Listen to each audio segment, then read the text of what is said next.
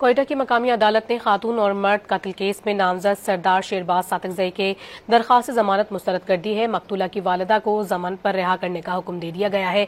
कोयटा के additional session जज की अदालत ने डिगारी कत्ल केस में समाअत की। सीरियस क्राइम इन्वेस्टिगेशन विंग ने केस का चालान अदालत में जमा करवा दिया था।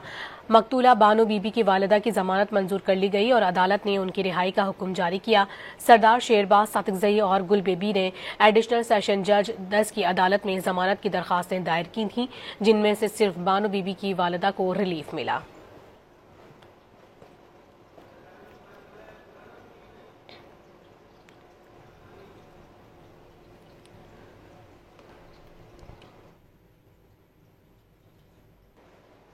कोयटा की मकामी अदालत ने खातून और मर्द कत्ल केस में नामजद सरदार शेरबाज सातिकजई के दरख्वास्त जमानत मुस्तरद कर दी है। मकतूला की वालिदा को जमानत पर रिहा करने का हुक्म दे दिया गया है।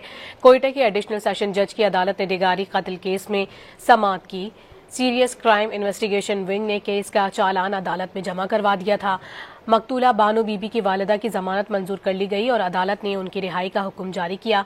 सरदार शेरबाज सातिकजई और गुल बेबी ने एडिशनल सेशन जज 10 की अदालत में जमानत की दरखास्तें दायर की थीं, जिनमें से सिर्फ बानो बीबी की वालिदा को रिलीफ मिला।